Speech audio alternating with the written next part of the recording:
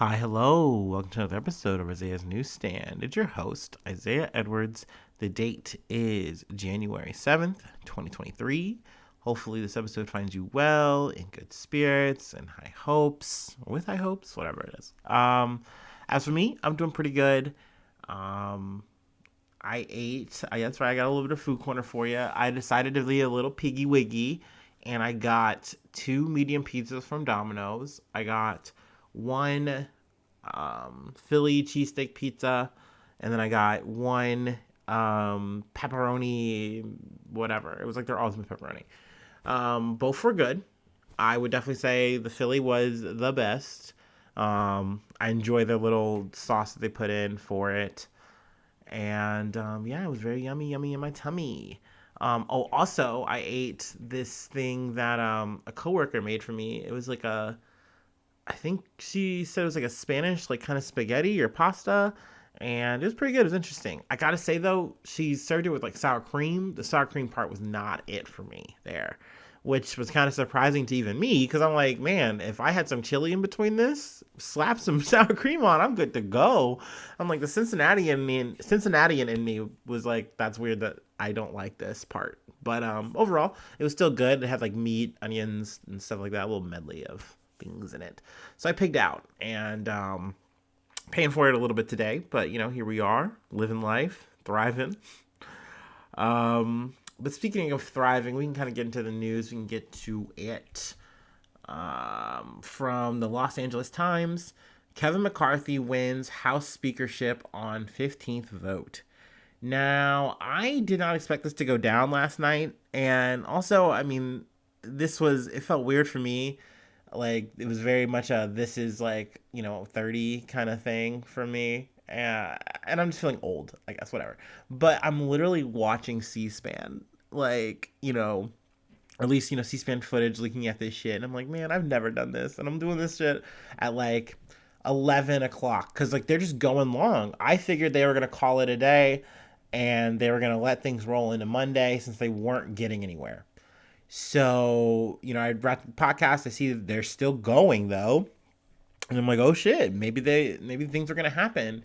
And, you start kind of seeing some of the stuff that they were trying to say. Like, yes, Kevin McCarthy does look like he has it wrapped up. But some of the problems were they had a couple people who weren't able to make it. They were like still like kind of in limbo traveling to get there. They had also Matt Gaetz and Lauren Boebert who refused to actually give a vote at that point. They said, okay, we're not going to give any more suggestions or whatever. We're just not voting though. Like, we don't want Kevin. We're never Kevers.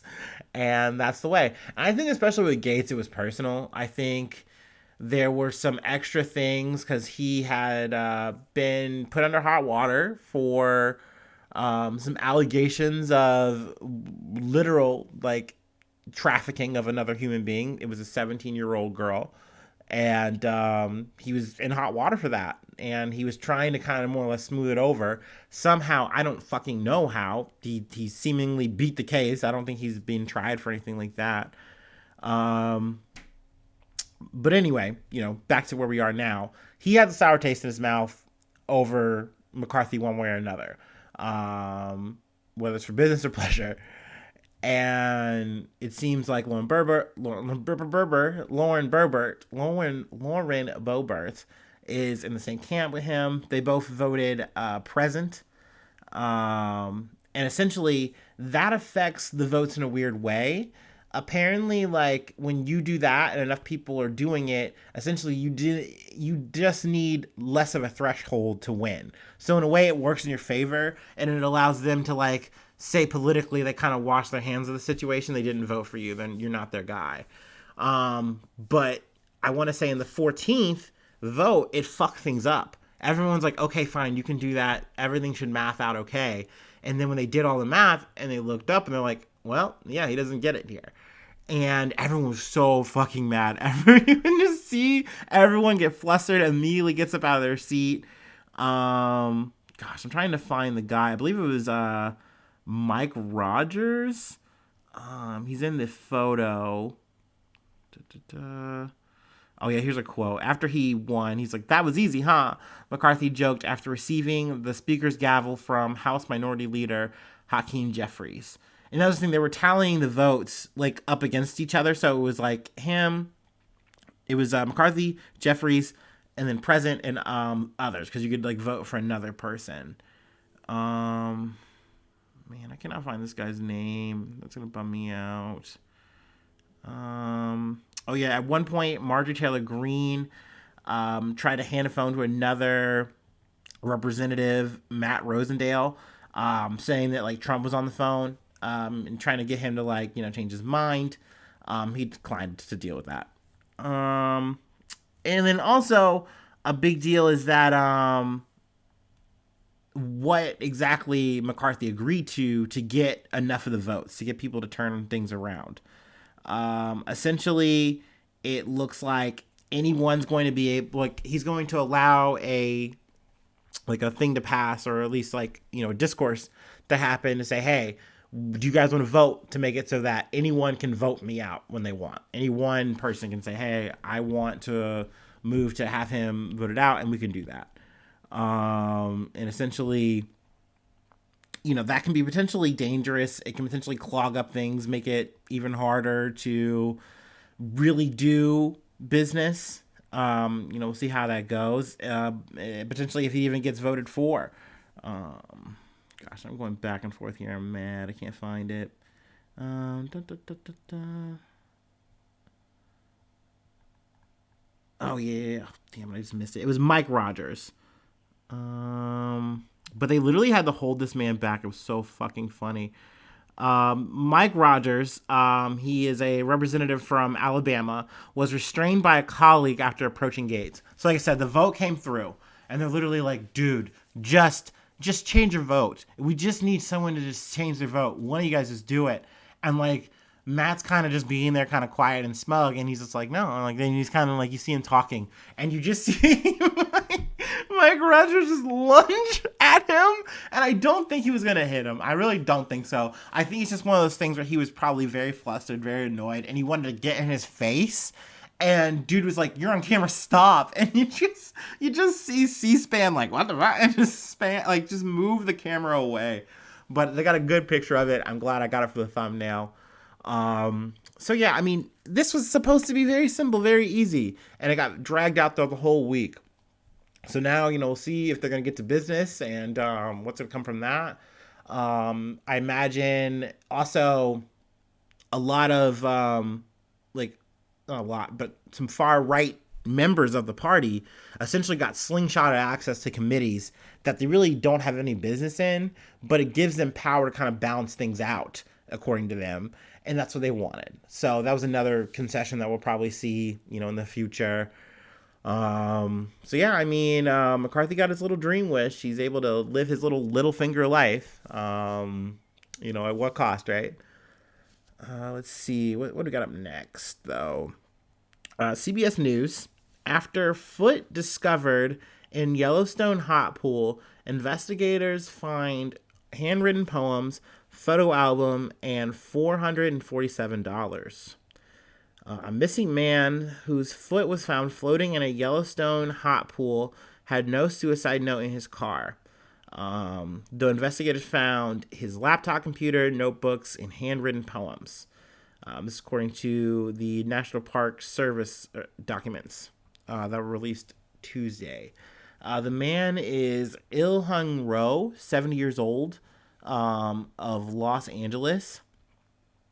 And how his foot, still in shoe, floated away in Abyss Pool last summer, is a mystery. I guess I shouldn't laugh. It's kind of weird, but it's a very strange situation. It doesn't look like there's any foul play involved, but it doesn't seem like this guy necessarily was looking to do anything like harm to himself. Like maybe he was just traveling. I don't know. This is me immediately getting into speculation here, but yeah, I mean, they found him floating in the pool. They found his shoe and with the foot intact. They said they also found like fatty tissue, I guess, like from the dissolving. Because that's the thing. I think of hot springs and I think of like the cartoons and stuff, or even when I say hot springs, hot pool, whatever, I think like, oh yeah, it's like nice, relaxing, like you get to like lay out and it's like really steamy, and you just think about that. Like I've seen animes where they do that, but then I looked up and I saw, I mean, which actually makes sense, is that there's a strong advisory to not touch these hot pools. Like it's very active hot water. We're talking scalding hot at the very least. Like even if it shoots up and hits you, it's boiling hot. It could very much hurt you, maim you, whatever. And essentially, if you were in this pool like this, you could die. So I don't know if it was intentional. He fell in, whatever. That hasn't been said. But let's see. Yeah, that happened though. Um, Trying to think if there's anything else I wanted to cover from this. Yeah, floating in a 140-degree Fahrenheit pool. So, ooh. And this was in the West Thumb Geyser Basin. Yeah, this took place the night of July 30th, I believe, last year. Yes. Ba, ba, ba. Anything else we want to cover here? Nah. We can move on. Well, I'll read the last little fact here. More than 20 people have been killed by Yellowstone's geothermal pools, geysers, mud spots, steam vents, and hot springs, according to the park's website. Next, we got from the Associated Press. Transgender Missouri inmate executed for fatal stabbing. Let's see. Amber McLaughlin? Yeah. Amber McLaughlin, 49 years old, was convicted of stalking and killing a former girlfriend, then dumping the body near the Mississippi River in St. Louis. McLaughlin's fate was sealed earlier Tuesday when Republican Governor Mike Parson declined a clemency request. McLaughlin spoke quietly with a spiritual advisor at her side as the fatal dose of pentobarbital was injected. McLaughlin breathed heavily a couple of times, then shut her eyes. She was pronounced dead a few minutes later. She did apologize for what she did, and she says that I'm a loving and caring person. I do appreciate that this article and everything like that respects her pronouns, and also covers her story. Part of her clemency, petition was she, talked about her traumatic childhood and mental health issues. Let's see. She says there was a foster parent that rubbed feces in her face when she was a toddler, and her adopted father used a stun gun on her, and just talked about a lot of like mental health issues and struggles that she went through. Also talks about her diagnosis of gender dysphoria, a condition that causes anguish and other symptoms as a result of a disparity between a person's gender identity and their assigned sex at birth. But McLaughlin's sexual identity was not the main focus of the clemency request, her attorney Larry Comp said. Also, her transition took place, I believe, about 3 years ago. That's when the process started. And let's see. There is a person, Jessica Hicklin, who spent 26 years in prison for a drug-related killing before being released years ago. She sued the Missouri Department of Corrections, challenging a policy that prevented hormone therapy for inmates who weren't receiving it before being incarcerated. She won the lawsuit in 2018 and became a mentor to other transgender inmates, like McLaughlin. McLaughlin did not receive hormone treatments, however. But she attested to her personality, says that she was really quiet, but like opened up over time, and like every day she would make like dad jokes and things of that nature. I think for me, my main takeaway here, though, and something I will constantly rally against, is I am just really anti the death penalty. It always rubs me the wrong way.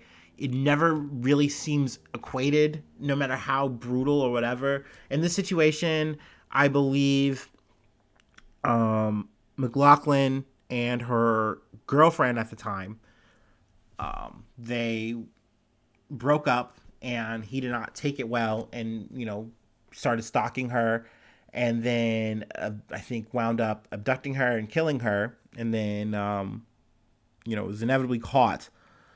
But I mean, yes, that is a gruesome crime. I'm not saying that McLaughlin should, is it a question of whether or not, they should be punished, sentenced to jail for life? Okay, fine, sure.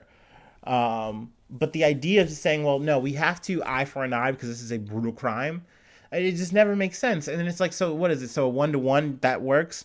Like, I don't know. It always feels weird to me, the scale.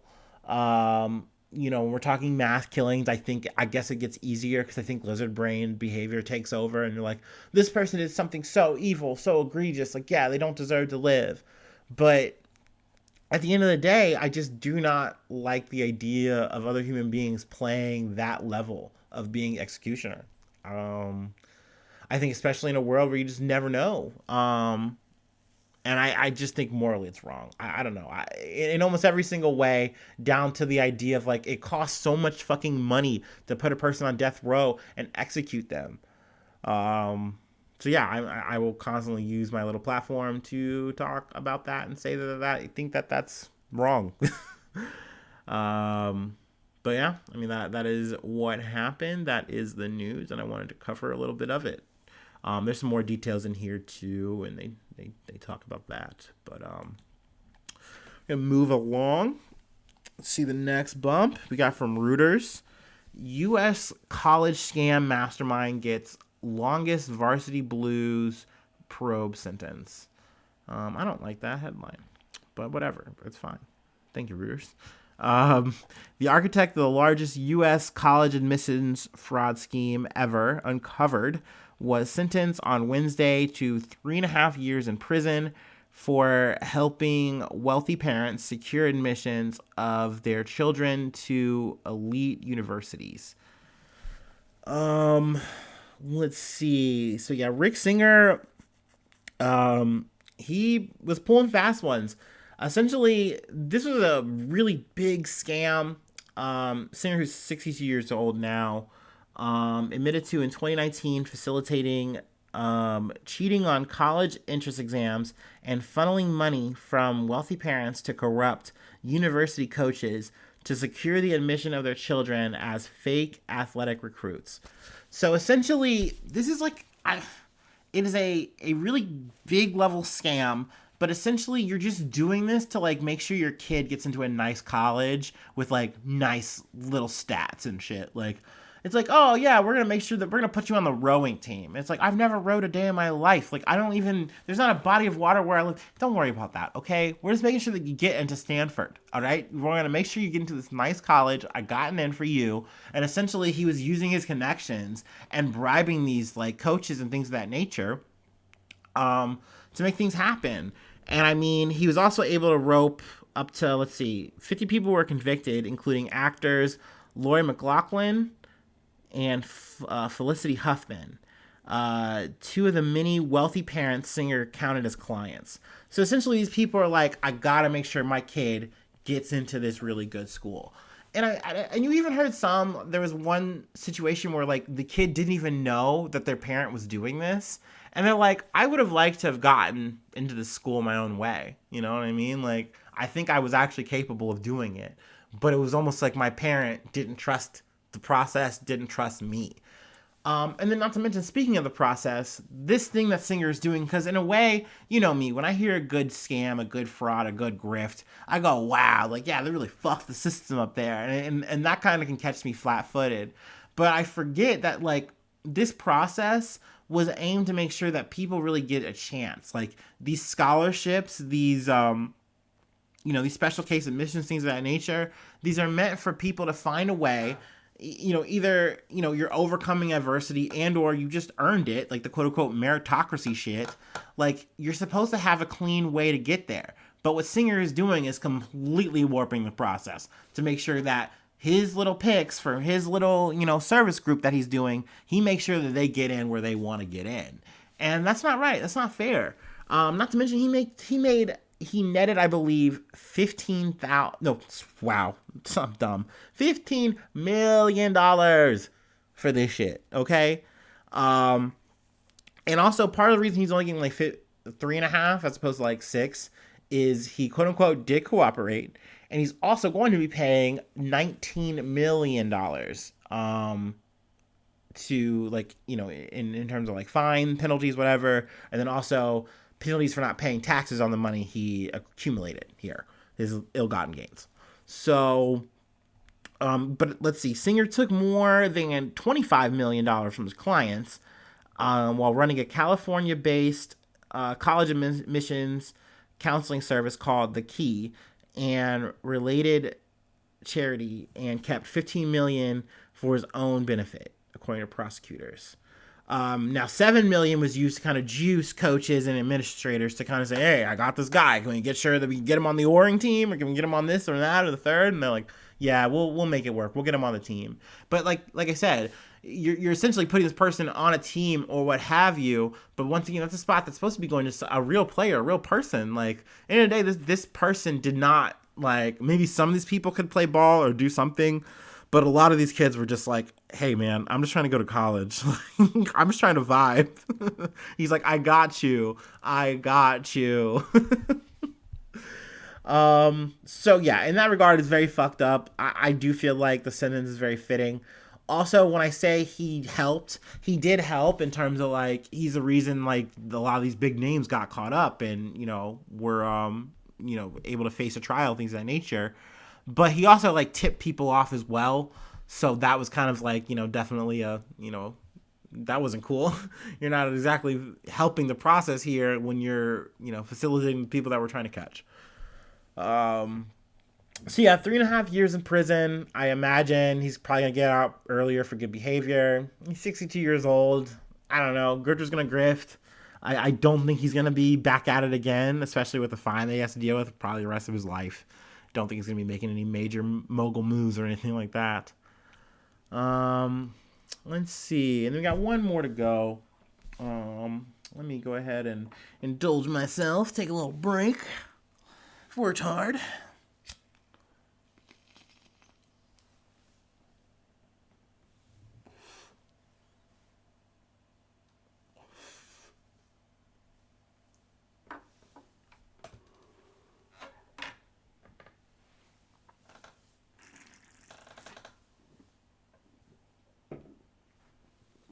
Oh yeah.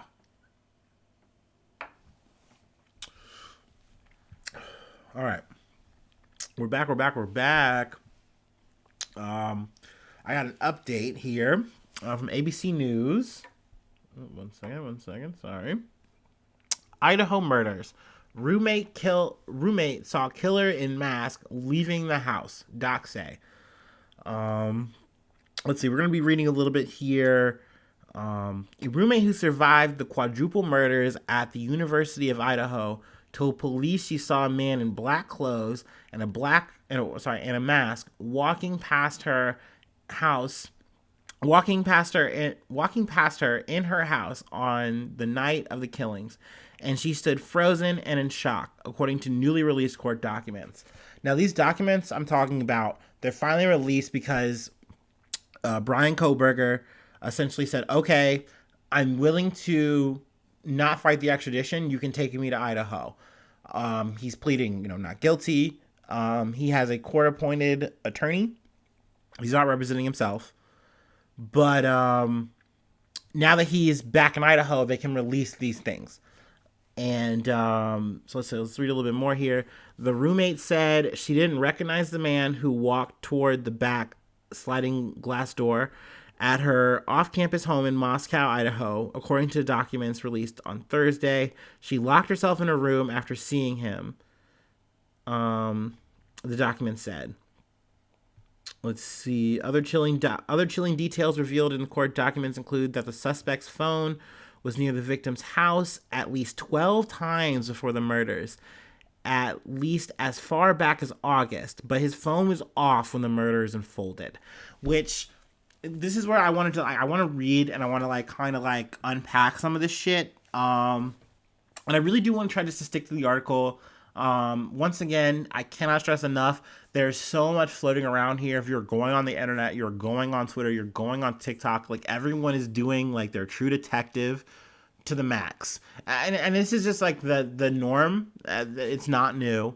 But I mean for me, I do want to try to stick to the mainstream media just because they always have something to lose here, so they're more or less going to give you the most concrete, you know. So I really like to stick to that. I mean, of course, I would always love to kind of like do more discourse if there's any newsies or people out there who want to like break it down or throw me your theories or whatever. But I do like, just like for the podcast, to like try to stick to these kind of things.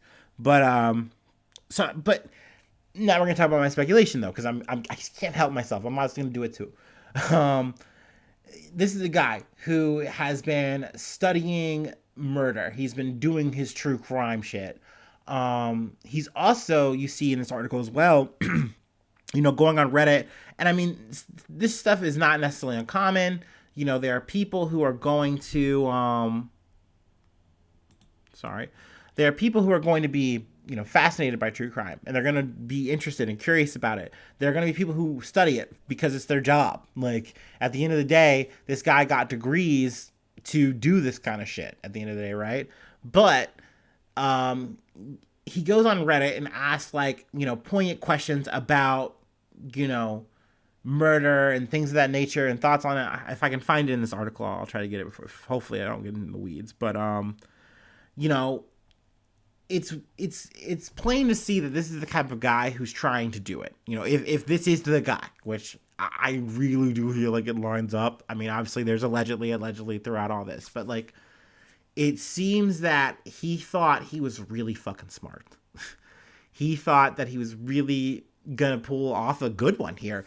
And trying to turn off your phone on the night so that you're not going to be tracked, even though there's so many ways to track you. Not to mention, they were pulled over 2 times, I believe. And that's also have people up in arms, because it's like, I can't believe the cops like bungled this. Like, you knew about this white Elantra, and, you know, yada, yada, yada. But at the end of the day, they have been investigating. I think a lot of the details that have come out in this report really show that. Let's read a little bit more, though. 2 roommates who police said are not suspects survived the attack in the early hours of November 13th. Also, I believe this took place, they have the times, like it took place around like 4 a.m.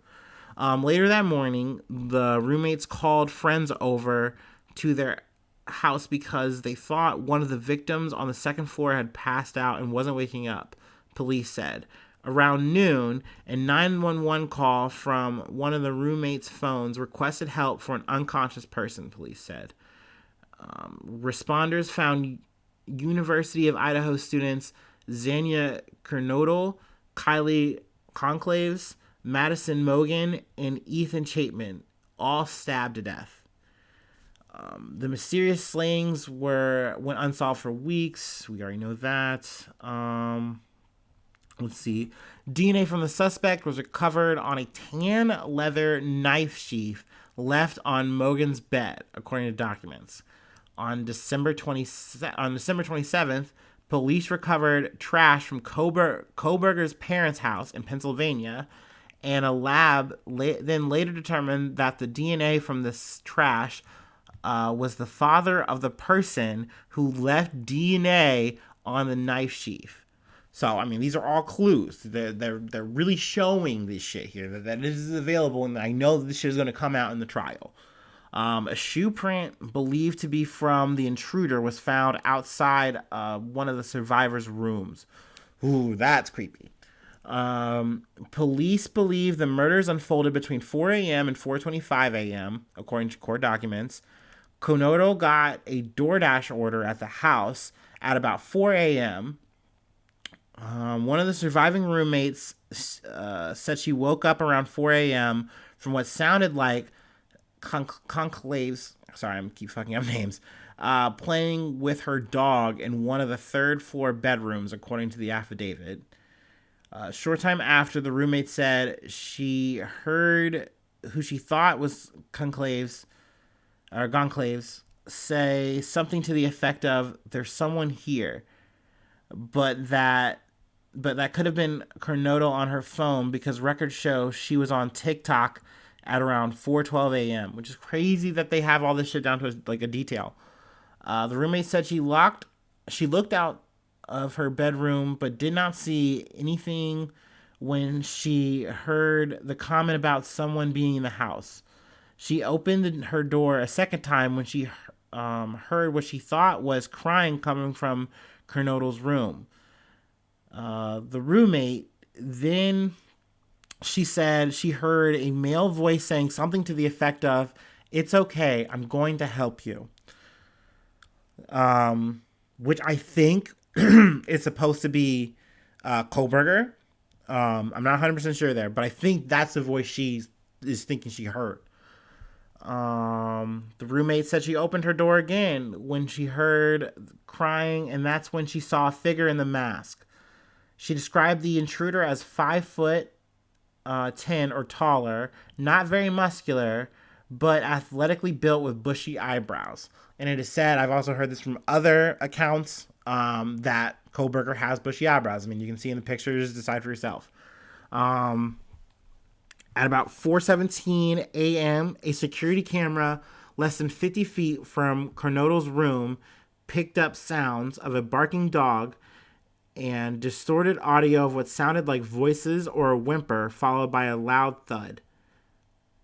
And they go on to talk about the white Elantra. Surveillance video from the area saw the suspect's white Honda Elantra go by the victim's house 3 times. Also, it's very odd, and I think that's why I kind of can't help but talk about it here. But, we talked about the parents earlier. He was on a father-son trip with his dad, and I don't get how you do that, how you do this, you do these murders, and you have your dad riding shotgun. And also we're gonna jump a little bit ahead here, but speaking with the car, it is spotted in the area. He then goes on to change out his tags because they were set to expire on the 30th, but his car, he more or less gets it registered in Washington on November 18th. It was previously registered in Pennsylvania.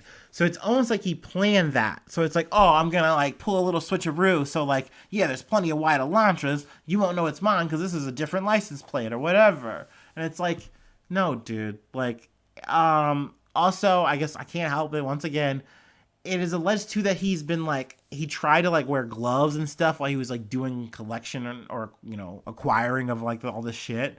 But it's dude, you left DNA at the crime scene. So it's it doesn't matter whether or not you're wearing gloves when you're picking up all your tools and all this stuff anyway. You slipped up at the crime scene, you idiot. But yeah, that's outside information, not necessarily from here. But allegedly. Let's see. But like I said, they've tracked his phone. That's also mentioned. Oh yeah, here we go. More on Brian Kohberger though. Police said that they learned Kohberger applied for an internship with the Pullman Police in the fall of 2022. In an essay, he said he wanted to help rural law enforcement agency with how to better collect and analyze technological data and public safety operations. Here we go. Kohberger also posted a Reddit survey which asked for participants to provide information to understand how emotions and psychological traits influence decision making when committing a crime. These could all be taken as like a student doing student things. That's why these things are available to do. That's why these anonymous like surveys are there at Reddit. But it's just these add up in weird ways. You're gonna look at it and go, I don't know. Let's see here. Is there anything else I wanted to cover before I let you guys go?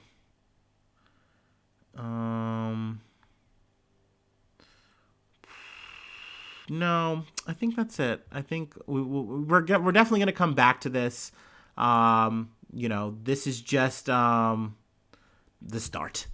I was surprised that he didn't fight the extradition, but I think it's just gonna move closer to the trial, and I'm sure this guy kind of has a confidence that he's not gonna lose, that he's gonna beat this rap somehow. But we'll see. I don't know how extensive we're gonna be with the trial. We'll see how it kind of folds out, but I definitely wanted to get this update in there.